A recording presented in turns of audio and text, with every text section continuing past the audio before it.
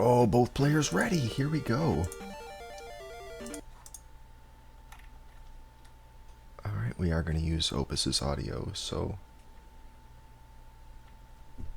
Alright, let's see how we're doing on sync then. Because this is about to start. I got Jan leaving the first palace now. Jan's leaving now, and Opus is a little bit behind him, leaving now. Alright, so I'm just a touch ahead of you on both. Yeah, I'll sync them up again.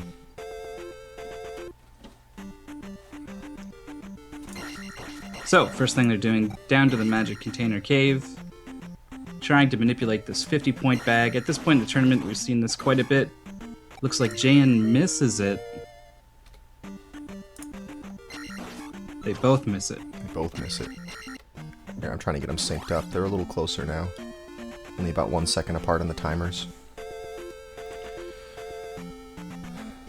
Okay, going for the...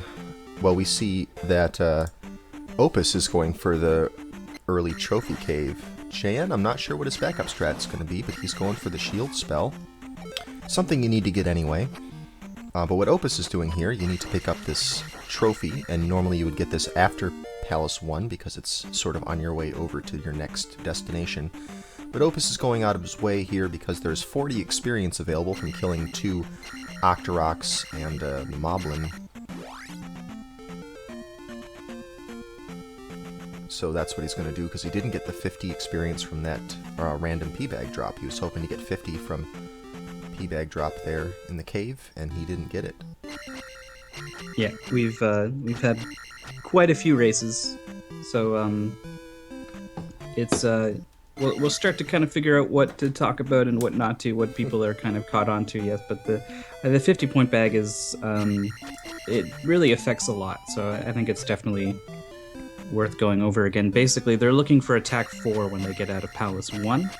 And in order to do that, they're going to need about 250 experience, I guess. And there's 2 opportunities to get 200-point bags from the big 6-count drop.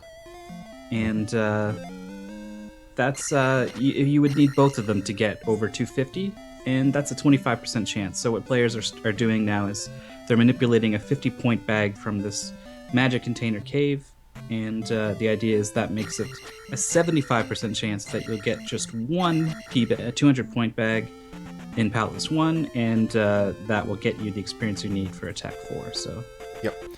So I guess what Jan is doing, because he didn't go for that 50, and there's other alternatives to getting the 50 experience. You can go and get a P-Bag that's in the forest. There's a little patch of forest that you can go into.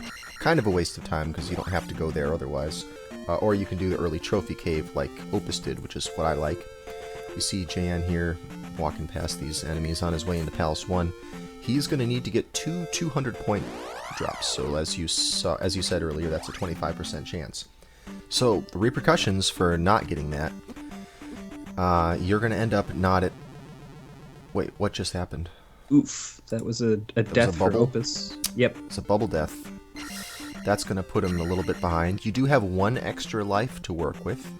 Generally, the route these guys take, they're going to take 3 intentional deaths in Palace 4, and that still leaves you with 1 extra life someplace to use, either, you know, taking a death in Valley of Death intentionally, or maybe an accidental death in the last Palace.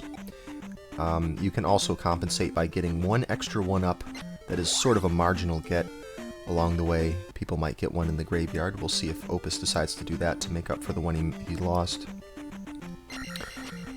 But he's definitely playing it risky with these bubbles. He's not even slowing down.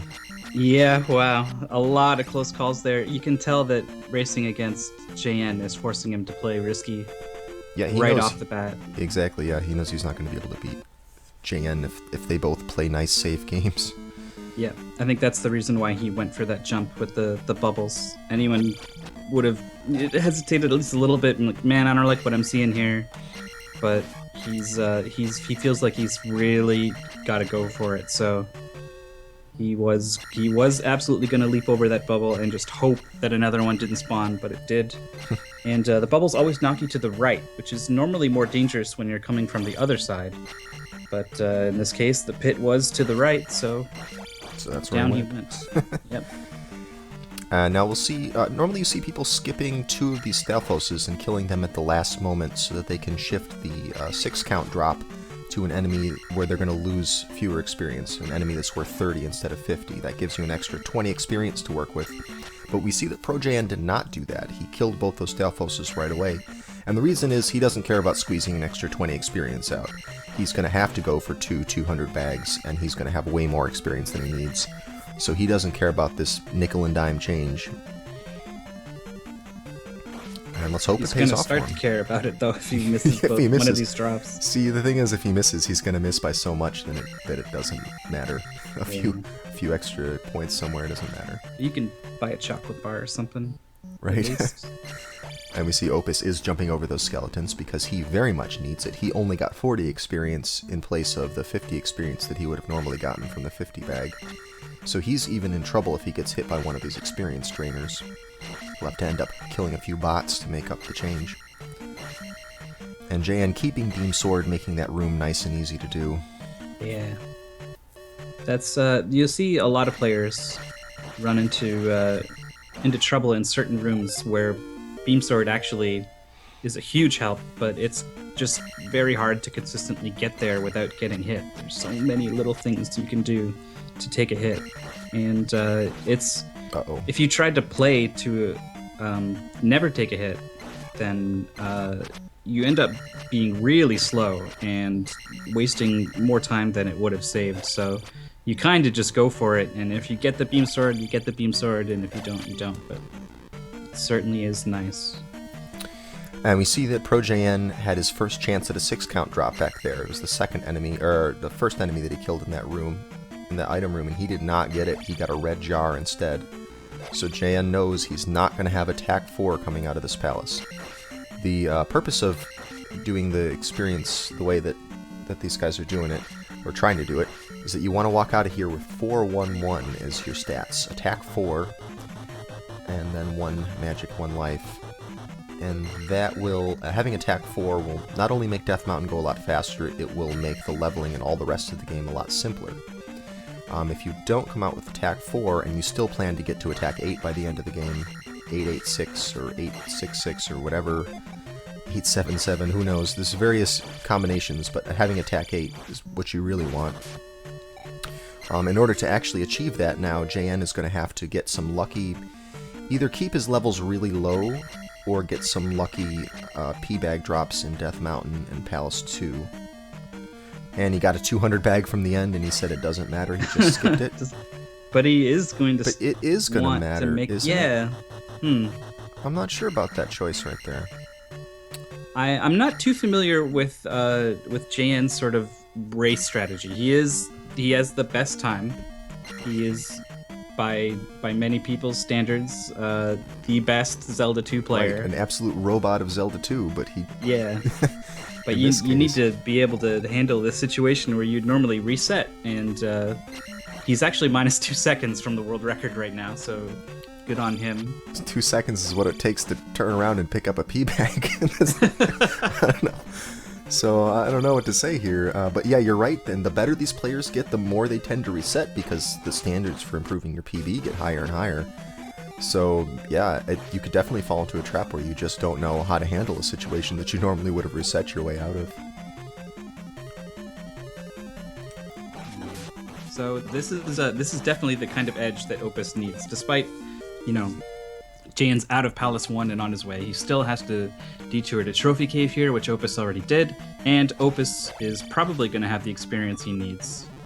Of course, I'm going to totally curse him, though. He just died. I thought maybe he would get the red jar, but instead he just died. So you cursed him. My curses are pretty strong today. That's gonna eat into. Okay, leaving the P bag. He doesn't need it. No, Opus needed the 4 more experience from something. Right. Because Horsehead's gonna give him 50. Yeah, and he needs 100 to pass the magic threshold. So he's going to end up 4 experience short, so we'll have another attack 3. That was Opus's chance to really make up some time. getting attack 4 out of here, and he's not going to have it. I wonder if he's a little rattled, not even checking for the P-bag. Or maybe he knows that JN got attack 3, and for some reason he wants to go for some kind of even ground. I don't know why. That makes no. That's it's sort of misplaced sense of honor, I guess, when it comes to competition. Especially since JN, like, I mean, sure, it's randomness, but JN's like making no attempt to sort of come back and make it happen. He's just sort of resigned himself to attack 3. Yep. Well, I mean, he's not. He was a few experience short, but he's not so far off. He's not really that much worse off than he would have been if he had stopped and picked up that 200 bag. He would have life 2 by now, but that's going to set him back a little bit. But either way, he's going to have some good P-bag drop luck in Death Mountain. You'll probably... Oh, he's skipping right past life 2. So that's interesting. Normally you can get 3-1-2 and still... I think you still need 1 P-bag if you have 3-1-2, but maybe none if you do 3-1-1. So perhaps that was his reasoning for skipping that 200 bag, and he's planning on doing all of Death Mountain and Palace 2 with Life 1 and Magic 1. Well, if you're JN, walking into Death Mountain with Life 1... is not as scary as it should be. Yeah. Okay. So maybe he's going to rely on pure ability to get him out of this one. Well, he can do it. He can do it. He also can't do it. We'll see what happens. But that could be... it's not going to decide the race, but man, is it ever going to dictate how the first half of this thing goes. He's met Bagu there, on his way to Saria, the river town. Yep, moving into the river town here. I'm going to sync the streams up. It looks like Opus' stream is lagging behind a little bit, so I'm just going to sync up here for a moment. Alright, let me know when he leaves this cave. 4. We're already... His timer's at 12:07, 8, 9, 10. Alright, I'm 1 second behind. Okay. That's good enough. Picking up Mirror under the table right here. This is the trigger that's needed to pick up the life spell. This category is going to collect all spells. It's going to collect all sword techniques, both sword techniques. It's going to collect all items. And it does not need to get up to 888 leveling. Players are free to choose whatever leveling scheme they want, but they do have to collect 100% here. They need to get all the items, all the spells, all the sword techniques, all the magic containers, and all the heart containers. This is an all keys category, so they, in addition to the 100%, they need to also get every key. And for every door they go through, they need to make sure they have the key for it. And it is 1 CC, that's the final condition of this category. 100% all keys, 1 CC. That means 1 credit clear. It's a holdover term from the arcade days, meaning that you beat the game without continues. So these players are not allowed to use continue warps. So either hitting up A on the second controller or taking several intentional deaths so that you game over and get warped back to the starting palace. Not allowed to do that in this. If you do take a game over anywhere, because that is going to happen by accident sometimes, you have to go back to the room where you game overed. So that's to prevent players from accidentally on purpose taking game overs to save them some time. So meanwhile, Opus also skipping Life 2. He's also going into Death Mountain with Life 1, it looks like. And here JN is starting his foray, his quest here. And he's got Beam Sword moving on through this first room. That helps a lot for this Octorok room, and it's going to help a lot in a room with some bats later on. And then, you know, it's always nice to have in general, but loses it on that last Octorok there. Yep. Takes a hit on that last Octorok, knocks him out. Takes a whole bar of health too. Yep, and that gets rid of the Beam Sword. Is a whole so he's gonna get banged up real good every time he takes hit. And those were small enemies. Like if he starts taking hits from Dairas and and things like that. His health is going to start to fade away pretty quick here. So keep an eye out. Yeah, that's right. Life level 1, you take a lot of damage. The way the life levels work in this game is that it's essentially your defense power. The higher your life level, you don't get more bars of health, but the hits that you do take will do less damage. Took a hit from that red Dyra there. Not good. We saw that it took off maybe about a box and a half of health, was it? Yeah. It was a fair amount. And he's got to kill every enemy. There are normally some enemies that you would skip here, but because he really wants to earn attack 4 and then attack 5 and then get enough of a bonus in Palace 2 to earn attack 6 from the Palace bonus, he really does have to just scrape the bottom of the barrel for experience. And he's going to get a shot at a P-Bag on this next guy. Let's see what happens with it. He gets it. Oh, he's in good shape. So now he's alright. He's got enough experience, even if he doesn't get any more drops. But he would like to maybe get at least 50 more so he can get another life level. Life 2 would be really helpful for him. I think even as much as a 50 bag would be, or as little as a 50 bag would be enough for him. Yeah, he actually did a nifty little thing where the room with the bats where the beam sword helps, he cast life right before those bats, gave himself the beam sword, and almost got through it. He did end up taking a hit, but that was, a well-timed usage of that spell. A little bit of beam sword on those bats, too. And we'll see what Opus's P-Bag luck looks like here. I think it's going to be the second one, because he didn't kill the Goria. And it's a red jar. Not good for Opus, but he does get a magic refill, so that's something.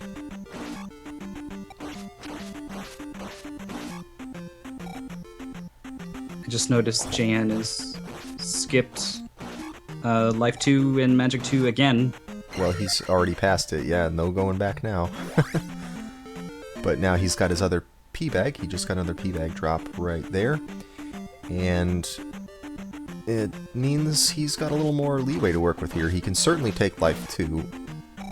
He may even be able to take more than that depending on how many P-Bags he gets. Meanwhile, Opus not that far behind him. He's coming into the Spectacle Rock Cave just as Jan's coming out of it. They're about to pass each other right now in opposite directions. Opus gets his attack 4. Should make this fight here against the Red Tyra a bit easier. This is kind of tricky because if you don't have attack 4, you got to either give that Red Tyra some leeway or you got to worry about pushing him off the screen. Yeah, when you're down on experience, it makes it more likely that you will not get experience from him and be even further behind. Right. Jan picking up the second magic container. It's required, not only by this category is it required to get all magic containers, because it's 100%. In general, it's required by the game to get all magic containers, as it lets you get the Thunder Spell, and the Thunder Spell you need to fight Thunderbird, the second to last boss. So you can skip hard containers, but you can't skip magic containers, unless you're planning on doing the glitch route. Opus getting a P-Bag there. That's pretty good for him. I'm sure he's happy to see that. He didn't get one from his first opportunity. Yep, he definitely needed at least one. Mm-hmm. He did take Life 2, unlike JN. So he's about 200-ish experience behind. Well, no, JN's also got some experience from this bridge, so maybe not. Maybe they're about even.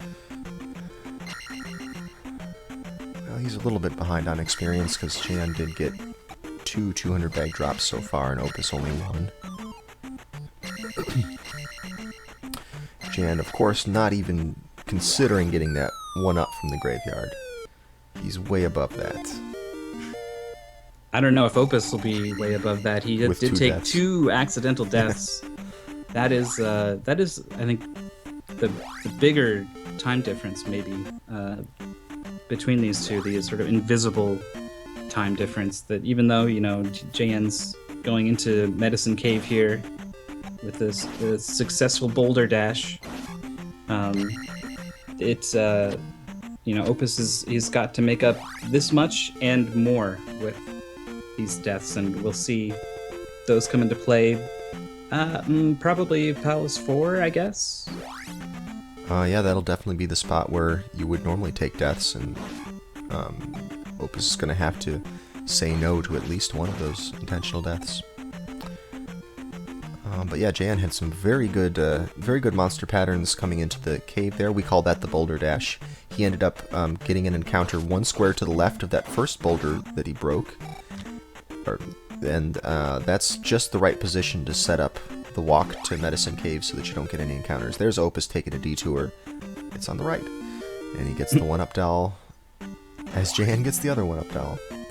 This one that Jan got, everyone gets this one because right there it lets you get to the grass before those monsters spawn, makes it much easier to dodge them.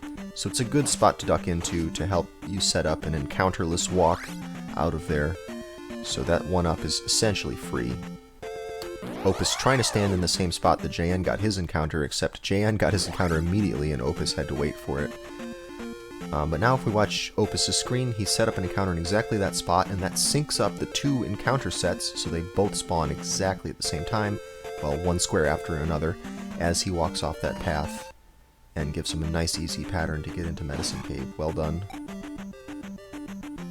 Yeah, we all of these forced encounters. No, it's not a forced encounterscape. It's a monster manipulation technique, I guess, and it's we pointed out because it's hard to tell just what they're doing. You know, if you had no idea that these monsters could be manipulated or that there's mechanics determining when they appear, you would just be like, well, look how lucky they got going from one place to the other. But there's actually a huge amount of skill, both in sort of the research that people have done and figuring out what works. Opus there getting real risky, going with the shield spell rather. And that's okay to do because you still have enough for jump. Yep.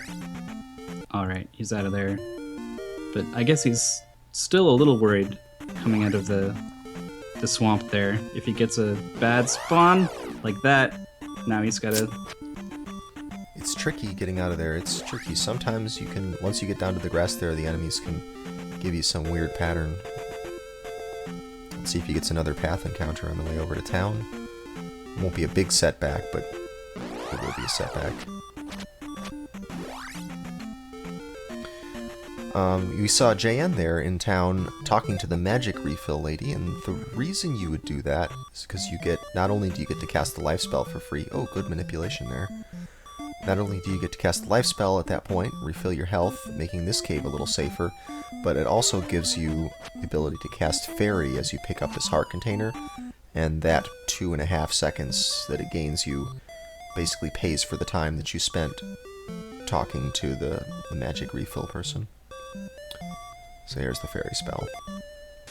That Fairy spell lets him skip the pickup animation. Normally, Link will hold the item over his head and it'll play the doo-doo-doo-doo music, and that takes 2.5-3 seconds maybe. So casting the Fairy spell to skip that animation is a small time savings that everyone likes to do when they can. So let's watch Jan's entry into the swamp area here. Yeah, you can do some things to set up a good swamp walk here, but this is definitely a spot where you're kind of at the mercy of these monsters. So one path encounter there is actually really, really, really good. That was pretty nice there, and he even he barely made it into the path there. You didn't even see his character start to move, and he was suddenly on a path encounter, but yeah, that was just what he wanted there. He even got the little dance around those enemies at the end as he went in. So nice going. I was saying before that a lot of research and thought has gone into finding ways to manipulate these monsters, so that they're not such a random annoying pest for speedruns, and that's a cool thing. And then on top of that, there's also skill involved in executing on a lot of these manipulations, and so It's I think that's a really cool part of Zelda 2 speedrunning, and it's also um, one of the biggest ways to save time. I think if you start running this game yourself, um, and your times start getting pretty good, like you start getting around to like 130, it's going to be these monster manipulations that start to affect your time after that. And at this high level here, it's probably just second nature to like you take this extra step here, and that's just how that goes. But they really, over the course of a run, all of these manipulations and forced encounter skips are saving minutes. Ooh, almost gets a swamp encounter there, but Opus trudging through. Another hit. Oh, he was going for a really lucky spawn there. Not bothering to wait on any path. So one swamp encounter, not too bad. He does fall a little bit further behind JN, but definitely could have gone worse.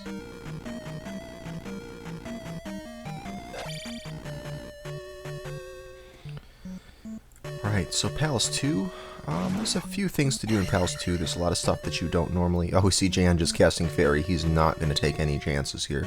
If you have enough health, you may as well use Fairy here instead of saving your magic for the life spell. But he's about to get a red jar. Oh, he just got a red jar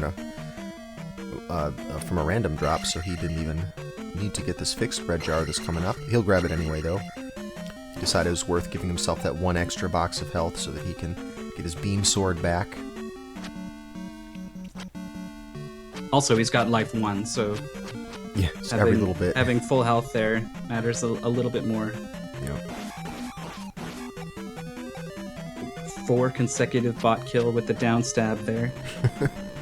That is always fun coming out of that room and just bouncing off all of them. So he just goes ahead and takes a hit from that falling block. You don't want to let those blocks block you in. And even though you don't have the glove, you can still break blocks as they're falling. You just can't break them once they're on the ground. And typically you break them by running into them with Link. Now Jan could have cast the fairy spell there to pick up the glove, assuming he didn't on purpose so that he can save his magic for cast of the life spell, maybe, in case he needs it. At this point, when you're a bit ahead, it's probably not worth going for these 2.5 second time savers when you could end up putting yourself at risk for a much worse time loss of taking a death. Yep, he's earned himself a 1.5 minute lead just about, so no need to throw that away on a game over. So with life 1 here, even JN is going to start to play things a little safe.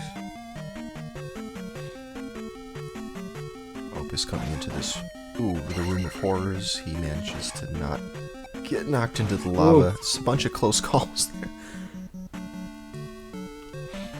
Pretty sure Link's hat has dyed red now, thanks to that dropper.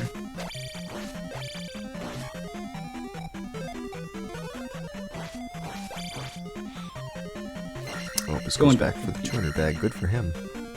He's got all the experience he needs, I believe. And JN has now gone past the attack level, so he can take life 2 now if he gets the opportunity. Yeah, we'll see if he gets crazy and decides to just skip it again. Who needs it? Yep. Just don't get hit, he says. Oh, yeah, No. well, he gets it. He's gonna take life 2. Absolutely the correct choice, I'm gonna say. There's there's some interpretation as to what is the best experience route and what works best for players, but life 2 in this situation is definitely the way you want to go. Yeah, essentially what speedrunners care about is their attack level. And the other stuff that you can get, magic and life, it's whatever you can get out of the leftover experience that it doesn't take you to get attack, that's what you get. So the magic and life levels in this category are just an afterthought. In other categories, you'll see a priority on getting a high magic level because it lets you cast fairy a certain number of times in the dungeons, which is very helpful for the routing. But in this, because you can't fairy through any of the doors, Your magic level doesn't really matter, and your life level doesn't really matter. It's just a matter of what you're comfortable with. Helmet head fight here. Very solid from JN. Wow, very nice. Killed that thing before the second head even spawned. Or the third head, I guess it was. I've never really seen like a consistent strategy that everyone does on Helmet Head. They seem to just kind of leap at him and spin, crouch stab, down stab all over his head. And they either hit or they don't, and he either dies or he doesn't, and that's the best I can make of it. Yeah, part of it's just because you can't control which way Helmet Head walks. If he walks left or right, that's beyond your control. That's true of all the bosses, really. All the bosses that can walk. So that prevents you from having any kind of 100% consistent strat for killing them. You do have to sort of improvise a little bit. The one mostly consistent strat I've seen for that is hitting him twice, then 2 more times to push Helmet Head against the wall, and then using down stab on top of his head.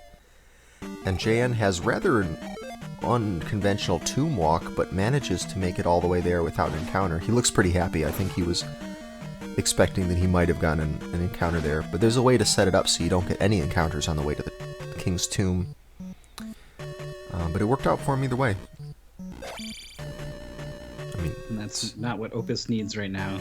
right. Having things just work out for JN is gonna be the kiss of death here on his run through the winner's bracket anyway. None of these guys will be eliminated after this match. They'll be knocked down to the loser's bracket. Oh, Opus is knocked down to digging in the blocks to find that red jar. Yeah, he was real low on resources. Yep, absolutely. And you gotta be a little bit careful with Helmet Head, especially because, you just don't... You know when his bullets are going to fire, but you don't know which way he's going to walk, so you could always take an accidental hit somewhere. And Opus is skipping that orange iron knuckle that I always tell people they shouldn't try to skip, because it's not worth it. But it looks like he's plenty good on experience, and he is going to be at attack 6, so at least he'll be back in his comfort zone as far as the leveling goes. And here we see that down stab that I was talking about. He uses that technique. Pushes Helmet Head. A touch slower, but it's probably the right move, I think, to go with a consistent fast boss kill than try for something you're not comfortable with. Mm-hmm. I mean, maybe if he was only like 20 seconds behind, the strategy, might be more like go for it, you got a chance. But at this point, I think his best shot is probably to play somewhat consistent and hope for something terrible on JN's part. Yeah, that's true. When you're only, say, 20 seconds behind, then you can start looking for places to save 1 second, 2 seconds here and there and hope that it adds up. But as you get a bit further than that, then you really just gotta hope that you don't game over and your opponent does.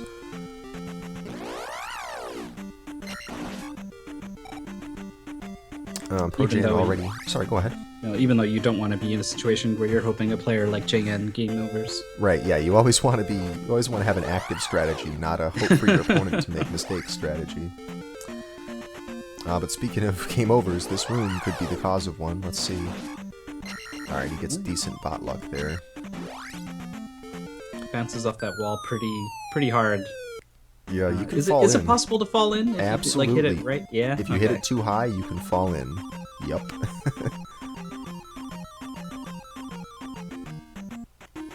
And now Jan has the raft. It's a sequence item. It has only one use, and that's to take you over to the East Continent, and then you're done with it.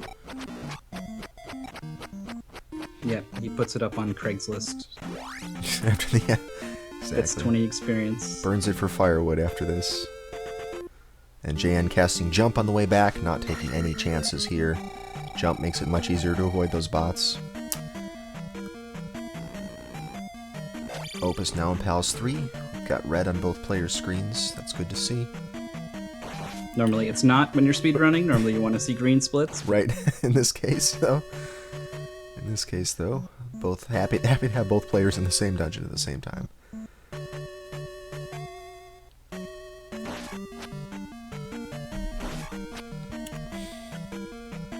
Let's see how Jan does this digging maneuver to get this key. There's a ton of rooms that look exactly like that.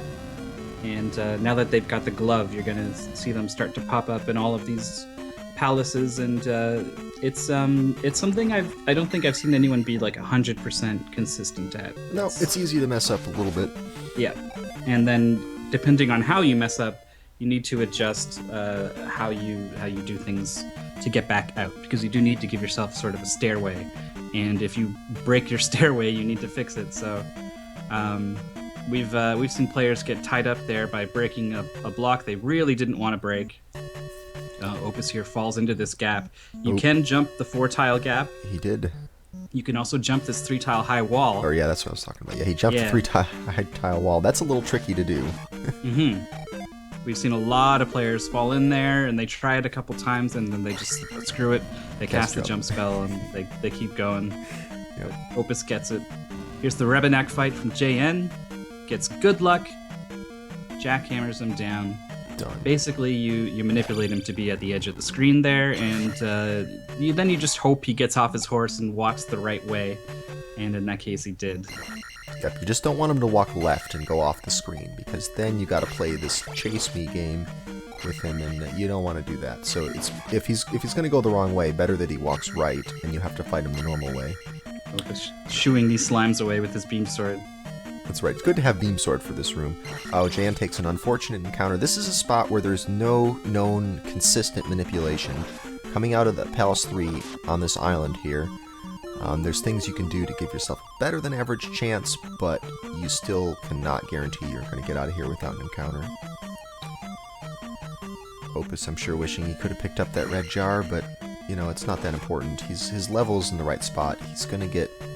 He doesn't really need any more magic past this point, so I think he's okay. Yeah, Rebenak is it's a fairly consistent fight. You're right. If he goes left, you do have to dance with him a little bit, and in that case, he can be kind of dangerous because I think he's 4 hits to die, and whenever you hit an Iron Knuckle, they go crazy with their attacks for a little bit. So it's not easy to land 4 consecutive hits on an Iron Knuckle in a big open space. It's likely you're going to take a hit or 2.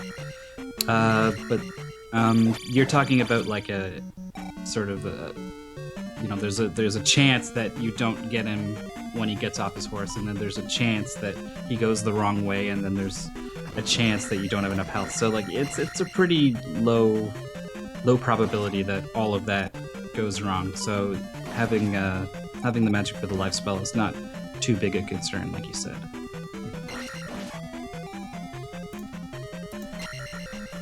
Well, we got JN right now picking up the fire spell. JN's, let's see, I'm trying to figure out how far ahead he is. He's probably about a minute and a half, 2 minutes ahead of Opus at this point. Chat doing their entering Palace 3, he was 2.5 minutes ahead. 2.5 from Zarnax. Okay, well. Yeah. We should get like you should just go ahead, stop everything you're doing, and write an image recognition program to sort of give us these numbers. Exactly. We could do this automatically here. And so Projan gets the fire spell first. Oh wait, we gotta see Opus's Rebenak fight. Yeah, we'll see if he's really sorry he didn't get that magic. Walk left. Walk left. There it is. There it is. He's got it. Good pattern. Nice fight. Things are going well for Opus in this palace, at least. Other than falling down that one pit, he's done a really good job here. Ooh, Jan doing some nice work there, manipulating monsters in that trek to Maze Island. This is where he's going to get this lost child for the Reflect spell, but that requires a side trip back across that place. He just dodged those encounters, and then he'll have to go back at a 3rd time, so it's definitely something you want to be comfortable with, dodging encounters in that area and having knowledge of what tiles cause monsters to spawn in what ways. Yeah, as has been pointed out in the chat there by JLo, there was a bit of wasted XP on Opus's part. He's only magic level 2. You'll see most people are magic level 3 coming out of here. Magic 3, life 3, sometimes magic 3, life 4. So he probably could have afforded to take another magic level. But after all the leveling problems he's had, I think he's probably not too keen on trying to take any chances here. He just wants to make sure he gets his attack bonus. And JN gets... Oh, yep. Yeah, Jan gets the first encounter skip after a great forest walk there. He walked all the way through there with no encounters. Excellent. Oh, that slime betrays him there. But he's just going to go for it. Yep. Sometimes Jan just goes for it even before trying to see if he gets the encounter. A bit harder with his bubble encounter. Usually on the way back, he'll do the second encounter that doesn't have the bubbles without even waiting for the encounter skip. We'll see if he does that this time. For the first one, the monsters are already out and moving around, but the second one, you gotta wait for it's the time timer, not the step timer. Right. And it means it's a little longer every time you have to do that encounter skip. It is still worth it if you can get it, but it is a little random, and so some players feel like the time wasted to try for it is not worth the savings. Gets the Darunia super jump. It is a pixel perfect jump to get on that roof there. Saves about 7 seconds if you do it right off the bat, so that was a fourth or fifth try super jump, I think. A little below average. I think 3 has been the magic number of the tournament so far, but it's always fun to see how many tries it takes. Yeah, I think it even be more than 7 seconds there. I think it's 7 attempts before it's no longer that's where worth going for. Where it's no longer saving you time. It's always worth going for. Here's Opus, his first trek through the forest here. Pretty easy dodge. Oh, he just went. And a lucky spawn. Most people will go up north by 1 tile into the desert to spawn that last set of monsters. And that's a pretty safe way of doing it. There's still a chance you can get hit if you do that. But with Opus did, he just went straight to the right, and he was lucky that nothing spawned in front of him. He didn't even pause buffer to see where the enemies were. He just went. He just kept going. Pause buffering is a really neat trick. It's what lets people have some amount of control over dodging these monster encounters in situations where usually forests, when they're going to appear right next to you. By pause buffering and reading where these monsters are moving and then reacting, it's possible to do some really fun sort of slink maneuvers to get past them. And Opus decided, it's going to be fine. I'm just going to keep going. Let's see if he gets this second forest walk here that Jan nailed. Looks like he's also nailed it. Set up.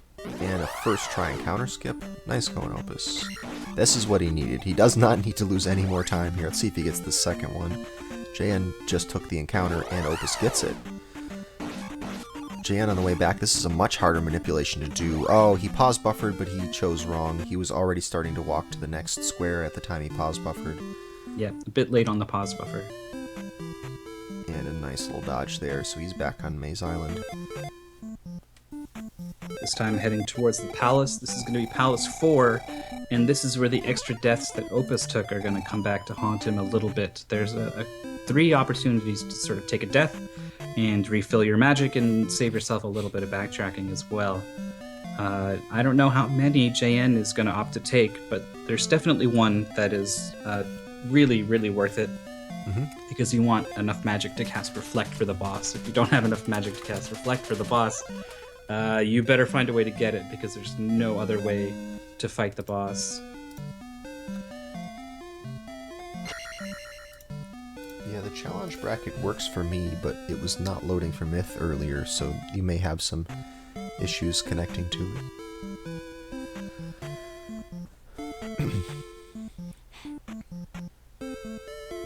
Alright, Jan about to hit Palace 4. It will be interesting to see which deaths he takes. He may even be able to take all 3 because he does have an extra life to work with here. And he does seem to be playing with a certain amount of confidence here, totally skipping life 1 all the way through Death Mountain and not sticking around for P-Bags in Palace 1. Right. He seems to just be charging forward with a certain amount of determination, so... It's true, and he was clearly ahead of Opus at the time he came out of Death Mountain, but he didn't go for the Graveyard 1-up. So he's obviously quite confident, not going to deviate too much from his usual plan.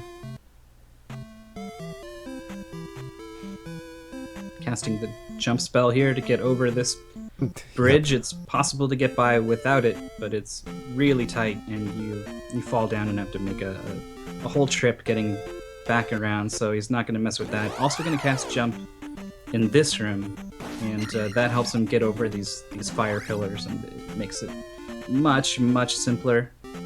And I'm also wondering if that means he's going to try for a death here. Nope. He's also not even going to check the statue for a jar. All right.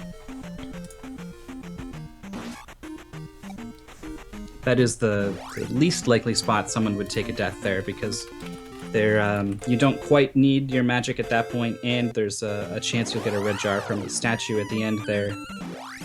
But he didn't even check. He doesn't need those 4 blocks. Opus pause buffering like crazy, still gets an encounter though.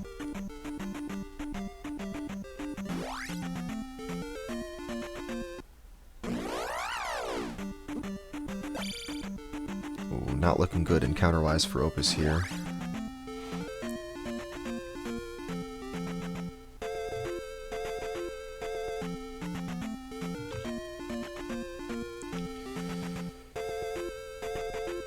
So let's see, he did skip 1 death, but he might take this one. He doesn't really need to take any of them, honestly. If he wanted to be 100% safe, he could certainly skip this one, and maybe take the last one so that he gets his magic refilled. For Carrick, although he could also skip that one as well, and hope that one of the red iron knuckles in the last room... Oh yeah, he's taking the death here. Hope that one of the red iron knuckles in the last room drops a red jar. And then just take a death there if it doesn't.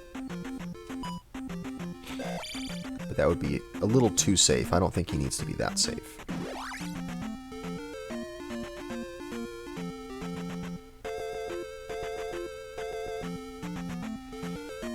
This rope's moving through Palace 4 here. Not a whole lot you can do to fight them at this point. You could cast the Reflect spell and wait, but that's not worth it for a whole lot of reasons, so they're just sort of a constant source of annoyance throughout this palace. Here's another dig down these 6 blocks here. Pretty successful. And Opus joining him in Palace 4. Opus actually had a gold split. Oh, he had a gold split. Wait, Opus Yeah, did? on his way to Reflect Town from Palace 3. Oh, that's right. Yeah, he did that without any encounters, so that's pretty good. But yeah, according to Zarnex here, it's 2:52 separating these 2 players. Almost 3 minutes. The gap is widening. And we have Opus casting Jump because the reasons we said before, you don't want to fall down. That would put you back by at least a minute. Opus going jumpless here, so he's obviously not planning on taking the death. You can jump over these fire pedestals if you do it just right. And he gets 2 out a of 3, jar. pretty good. He So could now cast Jump. yeah, I bet he was wishing that he already cast Jump, or that he could have reacted there and cast it while his magic was still refilling, but he misses that. So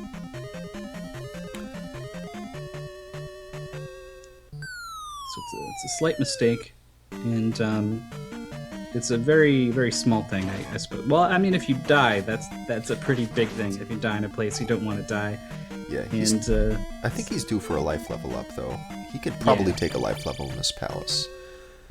This is normally where you would take life 4 if you didn't get it already in Palace 3. He came in here with Magic 2, so he's going to be a little bit behind in experience. He has to earn Magic 2, but there may be enough experience here for him to take Magic 3 and take Life 4. JN, of course, doing the intentional death at this final of the lava rooms, getting his magic refilled so he can fight Carrick, for which you need to cast the Reflect spell, which is a pretty expensive cast at this point. Yep, cashing in on those extra lives that he has over Opus and widening the gap just a little more. Opus not taking the death. If it keeps up at this pace, it's looking like Opus is going to need more than a game over. Well, it could be just like a really tragic game over. There's a couple spots where a game over is like 5 minutes, and that's really awful when it happens, but That is the. Whoop. You got to be Play so it cool. careful on this bridge. Play it cool. When you come up onto this bridge, these heads that fly there, they will spawn according to your vertical position. Oh wait, let's see what kind of fight Jan gets here. And we'll talk about that room. Yep. Nothing he can do here. Just crouch and hope. The attacks are just for show. Yeah, this is going really badly for him. Oh, there we go. Okay, good. He got a couple hits there at the end. Made it only a slightly worse than average fight. But yeah, that room with the lava heads, it's the heads are going to spawn where your vertical position is, so you got to be really careful you're not jumping when at the moment one of them spawns, because then you'll get a high spawn, and those are pretty tricky to dodge, very risky. Yeah, and dealing with that one is going to put you in a weird spot for the next one, and then yeah, it spirals out of control there. So he gets across and he's alive, but he is low on magic and health here, and lives, I guess. He's got one extra life, I believe. I think he has one more, Oh, yeah. he's decided he's going to go back and take a death here on this Stalfos. Bit of thinking on his feet there. We'll see. Oh, he's got 3. This decision pans out for him. Yeah, he does. He's got a couple extra lives. He's all right. Decided he didn't want to try for this room, I guess, and a couple others with that health. But I mean, even if he did die, he would. I mean, he just did die, so it would be pretty much the same thing. Yeah, I'm not sure what his reasoning was there. Jan remembers to go back for the key. Don't forget that. We've seen that key cause a couple people some grief, most notably the bad breaks upset.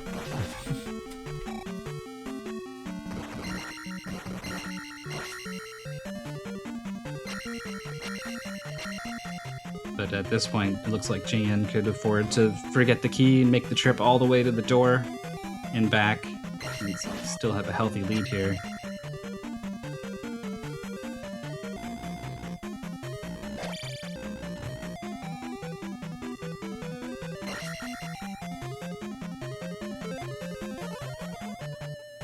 Casting jump in this room. Yeah, always a good idea. Casting jump in this room.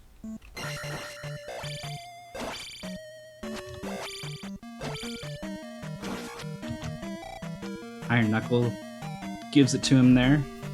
Yep, Not no what he red wants jar. to see. Hoping for a jar. Hoping for a magic refill and instead loses half his life. Great. Yeah, that's a spot where you normally take a death because you need to get your magic refilled. I actually thought he was going to take a death there instead of earlier, so not quite sure what his plan is. He has... there's 2 more enemies to kill that count as the large 6 drop, so he might get a red jar from one of those. I haven't really been keeping track of his 6 count. Oh, I'm sorry, there's 3 more things, 4 more things he can kill. That guy up there, this blue Stalfos in front of him, and then the 2 Iron Knuckles, so pretty good chance of getting a jar somewhere in here. He's really gonna need it. It's basically another death if he doesn't get it right. And a slow one, too. He's got to go into Carrick's room and die there. He doesn't. His 6 count was not in the right spot. I wonder if he's wishing he had killed that extra blue Stalfos that he skipped back there. Nope, he tries reflecting just in case. Just in case he might have enough, but no, he was about 2 boxes short, I think. Yeah. Box short. Takes very little time to make sure, though. If you're in a race and you're scrambling a little bit. He had to select it anyway, so I see why he did it then. But yeah, it's about 5 boxes of magic to cast it. Jan, meanwhile, tearing up Palace 5. He's already got the item, the flute there, or the plunger as it's called sometimes. Let's see if Opus selects fairy. Select the fairy spell. Right now, do it. This Nope. little optimization Nope. that Fiesel always loves to call out. I like basically. it's While the free crystal's time. moving. It's free. It's for free, so take it. Free time, every palace, free time. Why wouldn't you take it? Every Yeah. time. While the crystal's moving, you can go into your menu and queue up your next spell, basically, without any loss of time. Just after the crystal it goes in. After, not while it's moving, and not while your magic and life is refilling, but in between those times when it's just playing the music and you're standing there. You can go in and out of your menu, and it does not lose you any time, so you may as well go and equip the next spell that you're about to use, which is, in this category, almost always the fairy spell.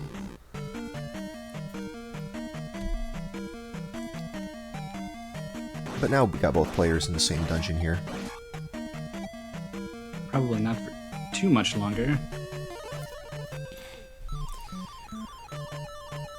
So Palace 5 here is one of the spots where Opus is really hoping for a game over from JN.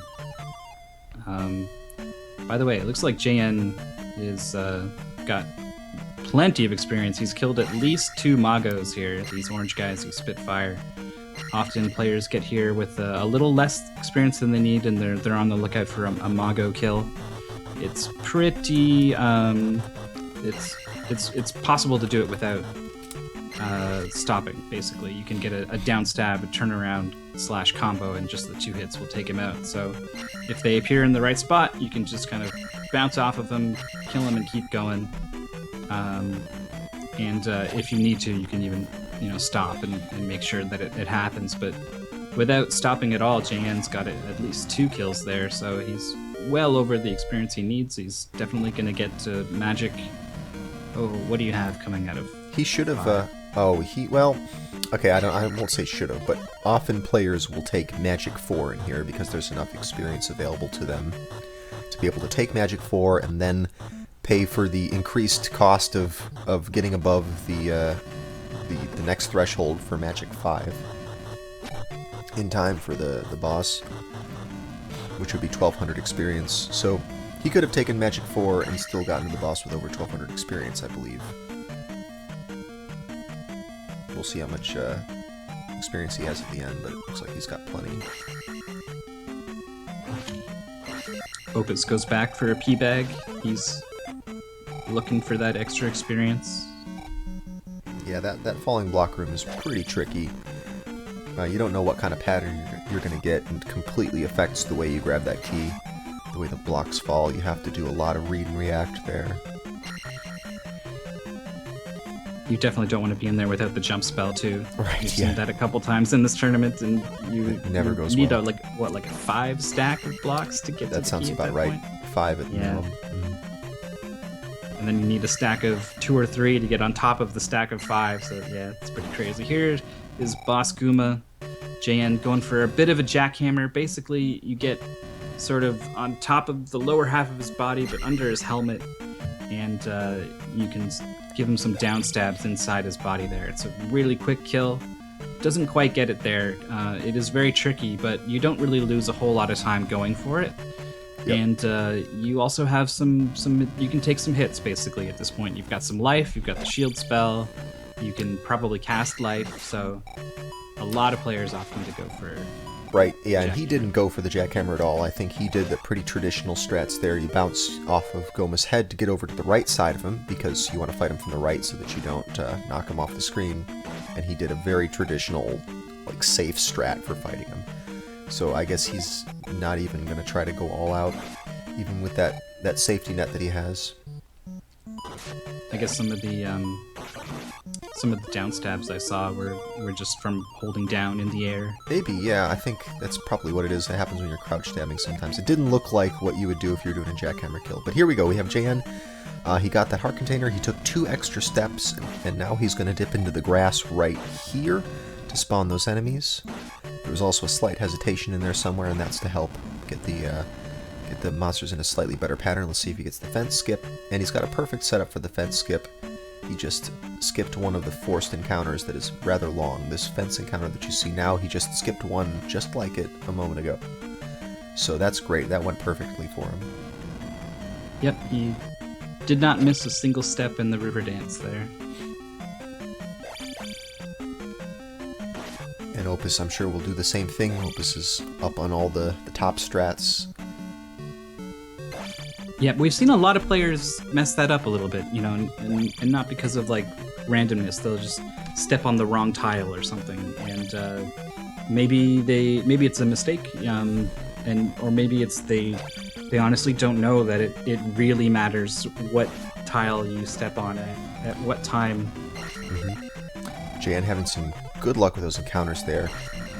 He dipped into the swamp for a moment to get a distant spawn, because if you're in the forest, you get near spawns, and if you're in other terrains, you get far spawns. So he did that, and then dodged the first set, and then the second set, when they came up, were in a nice favorable pattern that he could just pause buffer and figure out how to get around them, and he did. Some good patterns there from him. Opting for fire strats with the Tektites in this cave.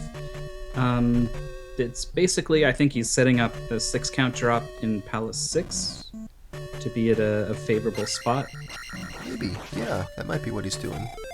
I can't remember exactly what leveling scheme he uses, if Jan's going to use 886 or something else. But yeah, he might take a magic level in Palace 6 just to get his magic refilled to make it a little bit safer.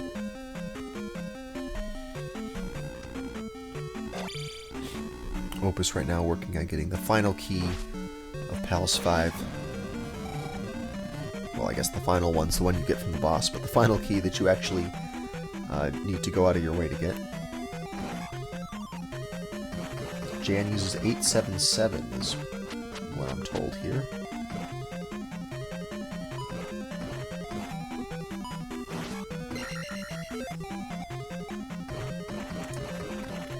Chat seems to have an idea what he's gonna do with that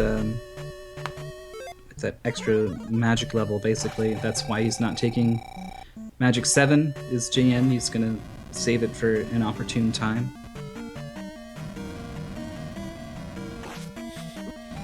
So what we're doing in this town here, Jan got the spell called Spell, then he used that spell in another room of that town to reveal a hidden door which lets you get the magic key. The magic key lets you open all doors for free, so there's no more key drops past this point except those that are required by the screen scrolling mechanism that you'll see happens when you fight a boss or mini-boss. The screen will lock and then a key will drop, and you picking up the key unlocks the screen scrolling. Watch this Goomba fight. There was an attempt at Jackhammer. At the end there, yeah. Didn't quite get Jackhammer, but he was certainly trying for it. You saw him keep jumping into the middle of Gooma's hitbox, in between the head and the feet. As Myth was saying, that's the sweet spot. Trying to get in there where you can just mash down on the D-pad and score a lot of hits. Didn't quite get in there, but he was going for it.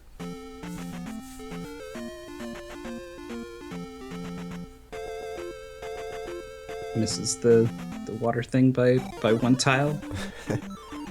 That's okay. Yep, all the encounter timers will reset once you go into one of these things, so... Does he soft lock the game here? Nope. Gonna wait. He's quite wary of it. Oh, Jan getting a nice little maneuver. Can he finish it out? Yeah, he does. He manages to get to the heart. That's a really tricky one, and Jan did that so well. Yeah, not a lot of players get that one.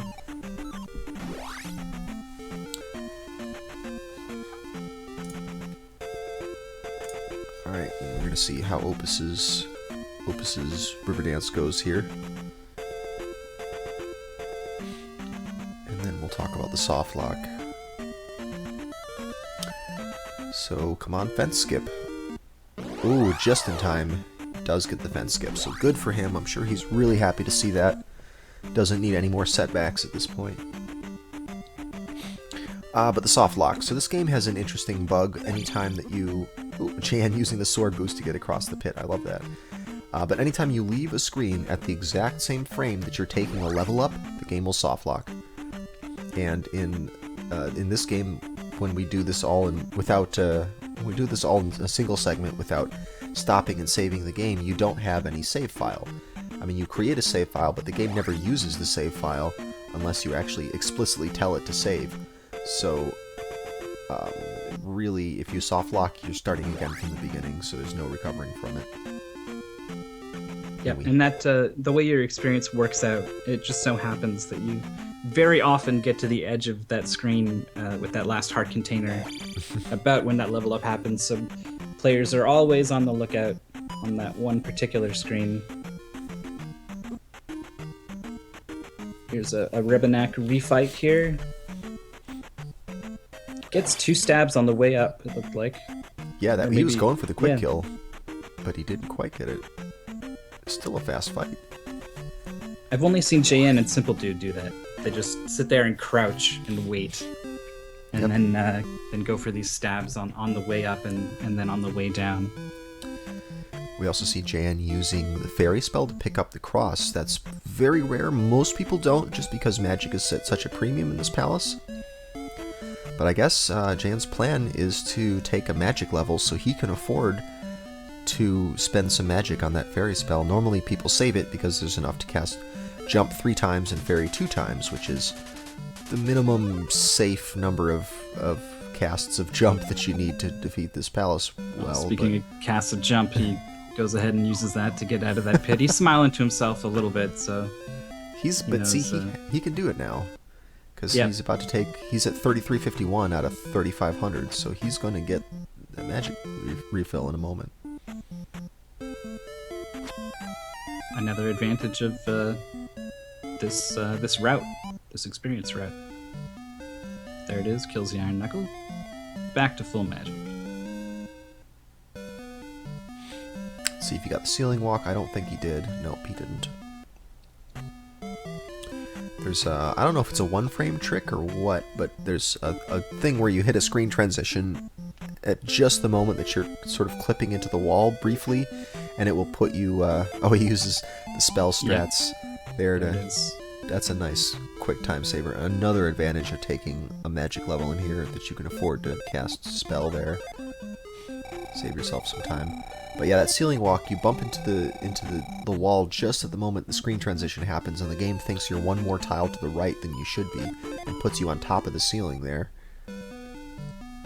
Very slight time savings. It doesn't save you much time at all, but everyone loves to go for it because it looks cool. It does look cool. It also still satisfies the 100% all keys definition, even though you're walking over a door basically because you have the magic key. It's generally accepted that you have what you need to open that door anyway, so it's okay. Right. Here's the Ribonac re-fight. Only gets 1 stab on the way up there, so he's got to chase him down a little bit, but that's alright. Not the kind of thing that matters at this point when he's 3+ minutes ahead. Yep, his health is a little bit low, under 3 bars. I think that means he can still take a hit from Barba, though, and be alright. Speaking of taking hits, Opus getting bounced around by some Tektites. Let's see if he can get some slinks here on the way down. Ooh, he didn't quite slink. He was close. Just a little too slow, actually. It's rare. It's normally every time you get an encounter there, it's because you chose the wrong direction or you didn't pause buffer correctly. It's very rarely that you didn't. It's just simply because you were too slow moving off of your tile. Meanwhile, the Barba fight here, I didn't see. Did he actually go for a jackhammer? He went for a jackhammer. He got most of the hits in, but didn't quite manage to stay up on top. So he had to finish him off with some regular attacks there. Now Opus in Palace 6, just as Jan is leaving it. Let's see if Jan equips the fairy spell. No, he doesn't. He's probably not even going to use the fairy spell, so I don't know. I don't know what he would want to equip next. He's going with Life 7, and that's probably going to be his final leveling scheme here. That's it, 877. So, having Magic 8 is nice, because at Thunderbird you get to cast Thunder, which you need, and you get to cast Jump, which is extremely important for being able to kill him fast, because it lets you get multiple hits per cycle, many hits per cycle. And you would also like to cast Shield and Reflect, which will both make the fight safer and make it less likely you'll get hit. But at Magic 7, you can't afford to cast all those things. You can cast Thunder and you can cast Jump. And I think you may be able to cast one or the other of Shield or Reflect at that point. Uh-oh, Opus falling down the hole. Let me here. out. Stop breaking my blocks, he says. casting the jump spell to get himself out of trouble. And he's not going for the taking the magic level up in this palace, so I'm not sure what his backup strat is for being low on magic. He figures I'm going to be low on magic anyway. There's no harm in also casting life. Well, hopefully he'll get a red jar from the statue on his way back. Perhaps that was jump again to get over the invisible pit. Yep, that was jump in there. I don't think he's casting life yet here.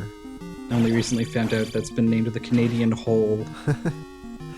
Oh, Jan doing what we're calling the GTM strats there. Oh, he doesn't manage to get it, but normally you take a path encounter and then go into the graveyard and take another path encounter to skip this. But you can actually skip that first path encounter if you do a slink and get the monsters to follow you all the way down. While Opus gets a really good Rebenak kill. Not very cooperative monsters for this second encounter skip.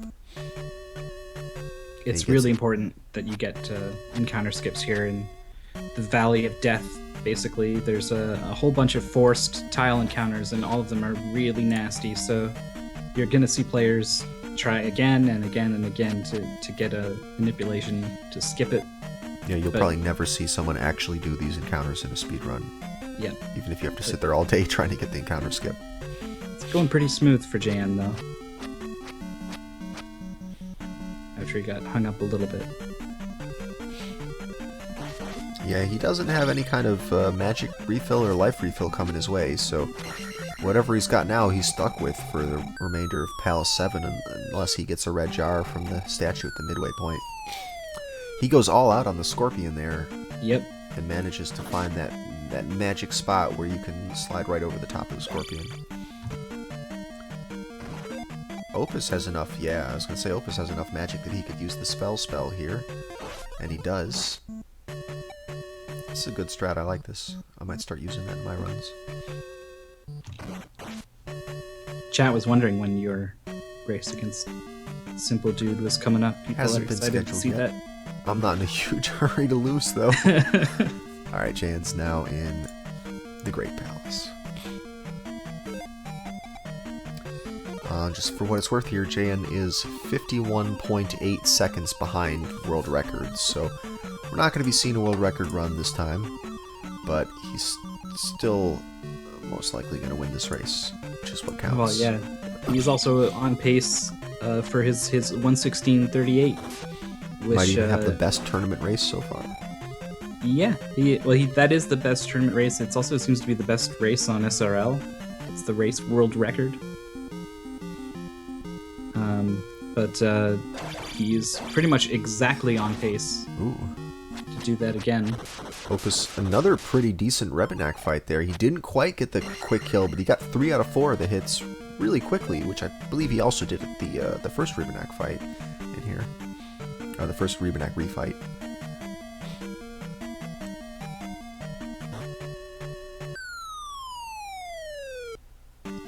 Dane in chat saying, yeah, he's very familiar with the race record Jan sent. It was against him. Alright, this is another one of those situations where you don't want to be jumping as one of the head spawns, because you'll get a high spawn and that'll slow you down. Oh, here we go. We got a Barba fight. It is a jackhammer. Ooh. That's interesting. Normally people start a little bit further to the right if they're going to do a jackhammer. Oh! It's over. Nope, can't do anything. It's over. You can't even cast Fairy at that point because you'll be stuck. Because the Fairy can't pick up the key that gets dropped after Barba. Can't save yourself. And that is why the jackhammer is a risk. Fortunately, that counted as a boss death. Yes, I was gonna say. I was like, wait, why is there's a key all of a sudden? Yeah. So Barba does go down there, and does not get the jar. No, he doesn't. He doesn't even go back for it. Nope. He's like, I'm just gonna try once. That's it. He's in an okay position though. He's got a lot of health, a lot of magic. He's going to need to do something to refill his magic at some point, but he has enough. He has an extra life, so he can take an intentional death to do it. It's a very cooperative Scott Picula. Yeah, pretty These good. blue knights can be really troublesome, but you make sure that he can't follow him by leaving a nice big stack of blocks 5 high. So, Loud Goat, you actually can't even ferry out of the room and come back. Once you've entered a boss or mini-boss room, the screen scrolling locks up, and the only thing that will unlock it is collecting that key or dying. So you can't ferry off that screen.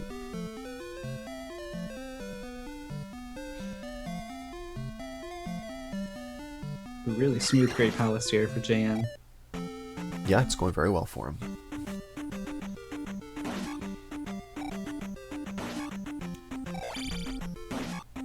And of course, Chan knows that he's going to have to refill his magic anyway, so you may as well just ferry past this thing.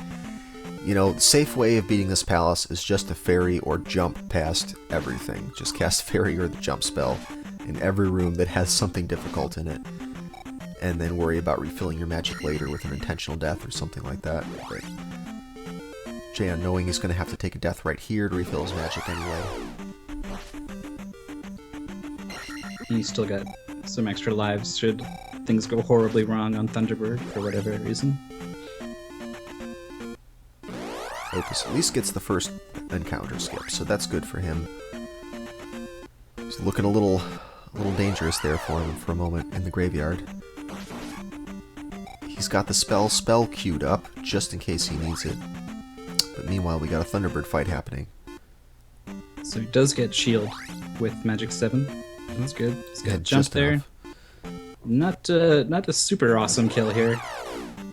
But serviceable, a 3-cycle I think it was.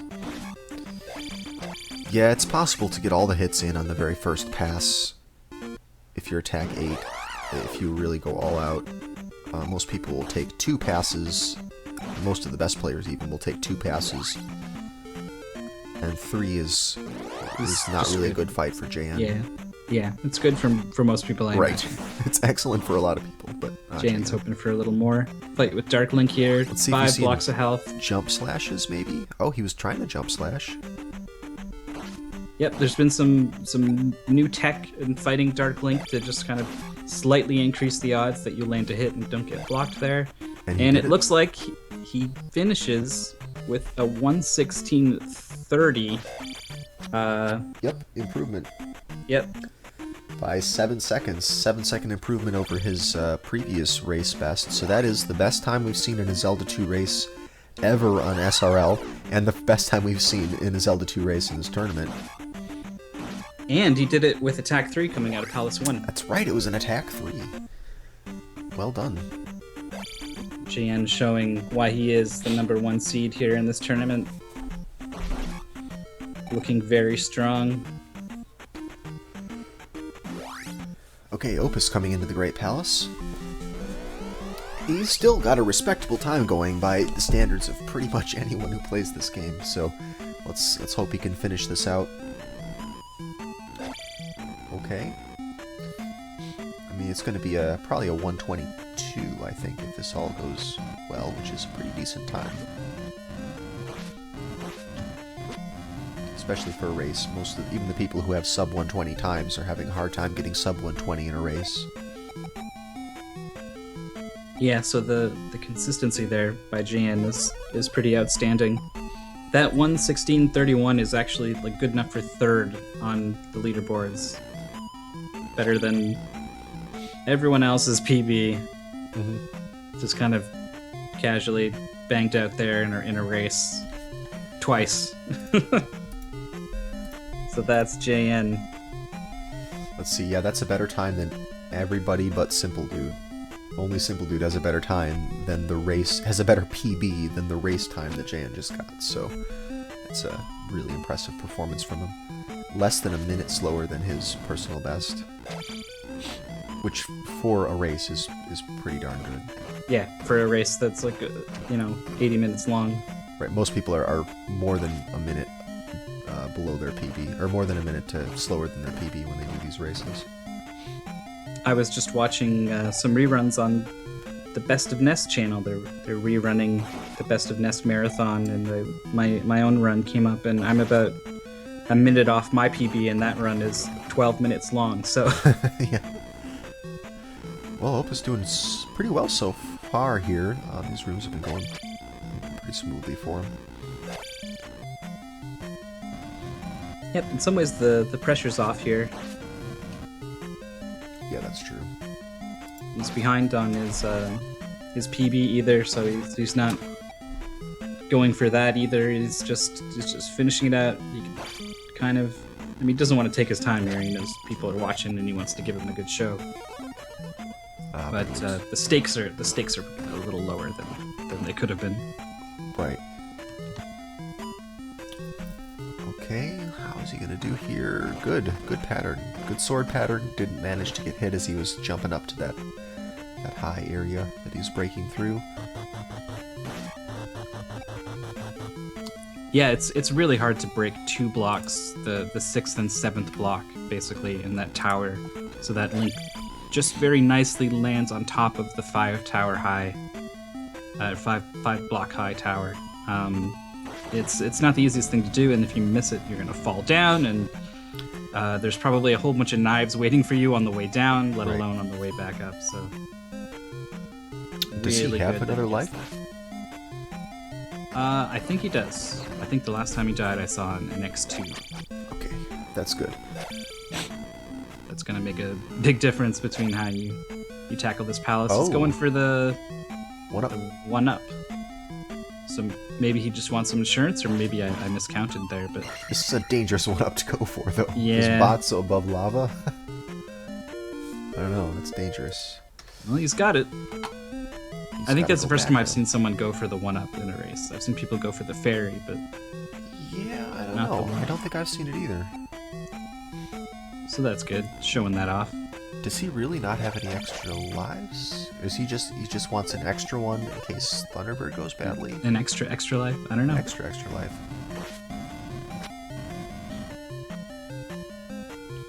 If all goes well, we won't know. He'll just never die. Well, he'll die once. I don't think he's going to go for the red jar. He's probably going to take a death in this room after the king bot. Yeah, probably. I thought he was going to do the simple dude strat of taking a death in the lava when he got off that elevator there. Oh my, Who's that that? was his last life. Oh, He wow. did need that 1-up. That was his last life there. Nice. Nice that he's through here to Thunderbird with full magic and life. He took a risk to get here, but he's here.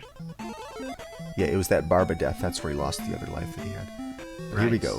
What can he get done here? Ooh, Yeah, that was a nice round there.